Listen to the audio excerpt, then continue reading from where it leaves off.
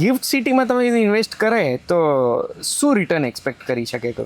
અમે જ્યારે સ્ટાર્ટિંગમાં ચાલુ કર્યું ને ત્યારે એના પછી તો લોકોએ 25%, 28% રિટર્ન પર બધા મળતા હશે. હવે એક લેવલ પર મેચ્યોરિટી આવે, કારણ કે સ્ટાર્ટિંગ હતું. તો અમને એવું લાગે કે ગિફ્ટ સિટી એવરેજ 20%, 15%, 20%ની આસપાસ રિટર્ન પર વધશે. પણ વર્ષે? હા વધશે. એક લેવલ પર ઉભું રહી જાય પછી જ્યારે બધું પાછું ભરાવાનું ચાલુ થશે બધું, કારણ કે બિલ્ડિંગ બને છે, પછી પાછું જમ્પ વાગશે, પછી પાછું નવા બિલ્ડિંગ બનશે એટલે સેટ થાય, પછી ફરી જમ્પ વાગશે. એટલે હજુ ગ્રોથ ટ્રેજેક્ટરી પર છે ગિફ્ટ સિટી. કારણ કે ગિફ્ટ સિટી આપણે રિયલ એસ્ટેટ જોઈએ છે. ગિફ્ટ સિટી બન્યું છે રિયલ એસ્ટેટ માટે નહીં, ગિફ્ટ સિટી બન્યું છે ટેક્સના કમ્પ્લાયન્સીસ માટે. અને જે બધી મોટી કંપનીઝ આવશે ત્યારે તમે કલ્ચરલ શિફ્ટ જોશો. કલ્ચરલ શિફ્ટ જોશો એક જ એરિયામાં તમને આટલી બધી સ્કાયલાઇન ક્યાં જોવા મળે? આ બહારથી લોકો જે આવશે તો એ શું તમને લાગે છે કે ગિફ્ટ સિટી નવું સિલિકોન વેલી બનશે, બેંગ્લોર પછી ઇન્ડિયાનું?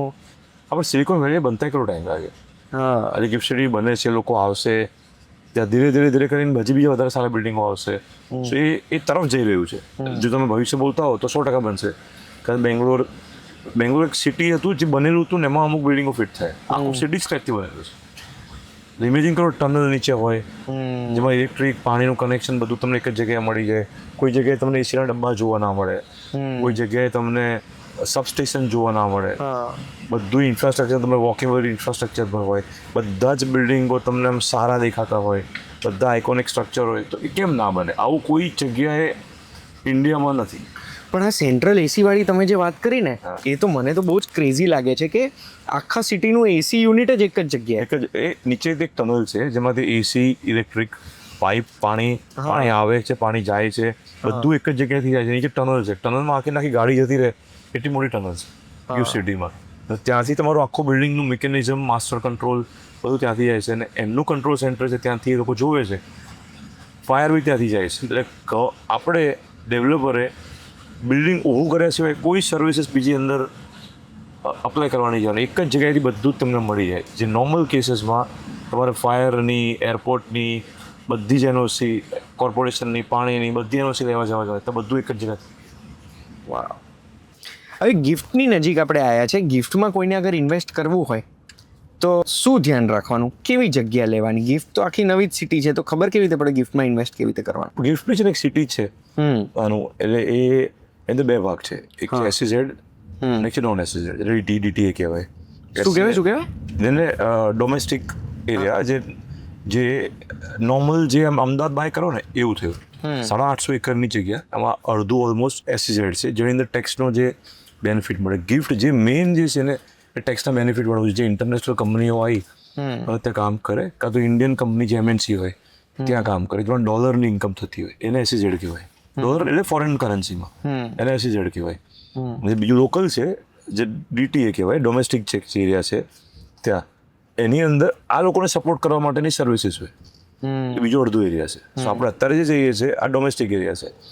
અને બીજી એને બોર્ડર કહેવાય. એટલે તમે બહારની બોર્ડર જે છે એમાં જીએસટી ના લાગે, એની અંદર ઇન્કમ ટેક્સ અહીંયા ના લાગે, પણ એ ઇન્ડિયન કંપનીને નહીં, જે ફોરેન કંપનીમાં કરન્સી કરતી હોય, કરન્સીમાં કમાતી હોય એના માટે છે. એકચ્યુઅલી ગિફ્ટ આ છે. લોકો ગિફ્ટ સમજે છે રિયલ એસ્ટેટ તરીકે. ગિફ્ટ રિયલ એસ્ટેટ તો બાય ડિફોલ્ટ છે, પણ મેઇન છે એનું ટેક્સ બેનિફિટ છે. કે ત્યાં આગળ કંપની સેટઅપ કરી છે તો જીએસટી નહીં લાગે, ફોરેન. જેમ કે હું અહીંયા અમદાવાદમાં ની કંપની છે, મારે સિંગાપોર ઓફિસ કરવી છે, તો સિંગાપોરની જગ્યાએ હું ગિફ્ટ ઓફિસ કરું. એટલે એ જે પાર્ટ છે ઇન્ડિયાની બહારનો પાર્ટ જ ગણાય એવું? ઇન્ડિયા બહાર જ છે. ત્યાં જ કસ્ટમની ટીમ છે, ત્યાં જીએસટી નથી લાગતો, ત્યાં જ ટેક્સ નથી લાગતો, ત્યાંના બધા કાયદા બધા અલગ છે. હા. બીજું કંઈ કોને ગિફ્ટ વિશે જાણવા લાયક કે મારે અગર આજે ગિફ્ટને હજુ સમજવું છે તો? એટલે મેઇન ગિફ્ટ તો ટેક્સ બેનિફિટ અને બીજું ટનલ, આ બંને એને ગિફ્ટને અલગ કરે છે. અને બધી કંપની તમે જોશો ને અહીંયા, બધી મોટી સારા લેવલની કંપની એમએનસી, આજે અમેરિકન બેંક છે, પછી ગૂગલ છે, આમ ફાઇનાન્સ અને ટેકનોલોજીની અંદર જે કંપનીઓ છે એ અહીંયા આવે. યુનિવર્સિટીઝ ઘણી બધી બહારથી આવી ગઈ, હોસ્પિટલ છે જેમાં લીલાવતી હમણાં આવ્યો, પછી સ્કૂલ છે મુંબઈથી છે.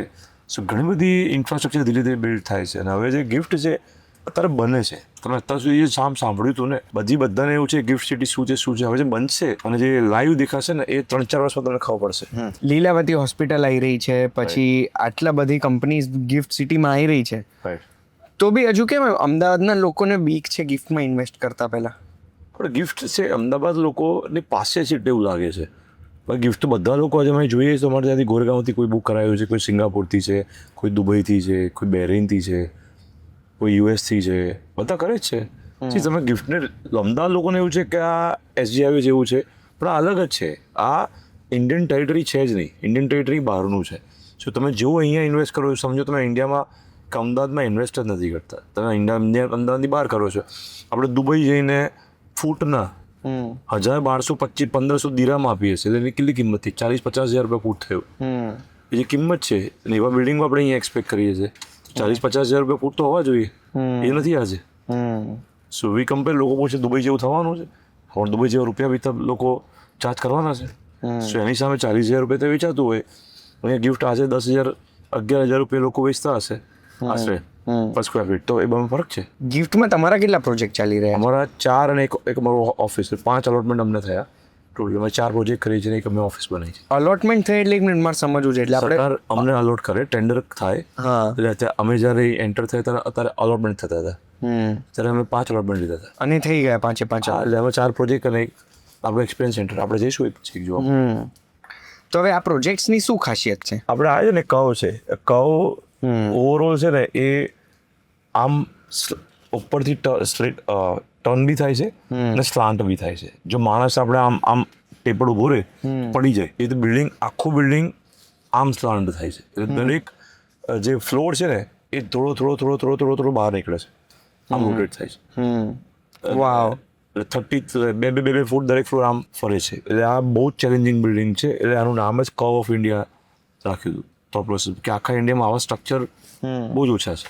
સો તમે નોર્મલી એક પાણીની બોટલ હોય એના આમ વાળો, એના ઉપર મૂકી રાખો તો એને ખાલી કર્વ થઈ કહેવાય. પણ તમે જ્યારે પાણીની બોટલ ટેબલ પરથી તમે આમ આડી કરો, તો શું થાય? બિલ્ડિંગ પડી જાય, ખાલી બોટલ પડી જાય. આનું લેઆઉટ વેબસાઇટ ઉપર હશે ને? છે ને, ક્યાંક મૂકી દઉં છું હું આ વિડીયોમાં, તમને બી ઇમેજિનેશનમાં ખબર પડે કે આ ક્યાં છે. તમને આ વિડીયોમાં દેખાશે ક્યાંક કર્વ કમર્શિયલ સ્પેસીસ હશે, અને એ આમાં છે પેલા ઇન્ટરનેશનલ વાળા એરિયામાં, ડોમેસ્ટિક એરિયા, આ ડોમેસ્ટિક એરિયામાં છે. 32 ફ્લોર્સ છે ઓકે ઓવરઓલ. અને દરેક ઓફિસ છે આશરે 1000 ફૂટ કાર્પેટ ની આસપાસની ઓફિસ છે અને 12 ફૂટની હાઈટ. સમજી ગયો. એટલે આ બાંદ્રા કુર્લા જે મુંબઈમાં થઈ રહ્યું છે એ ટાઈપનું કલ્ચર અહીંયા એક્સપેક્ટ કરી શકીશું કે ઇન્ટરનેશનલ લોકો હશે, આખું નવું ડેવલપમેન્ટ થયેલું છે એટલે એ ટાઈપના રોડ રસ્તા અને એવો માહોલ મળશે. હજી બાંદ્રા કુર્લામાં બી ટેક્સનો બેનિફિટ નથી.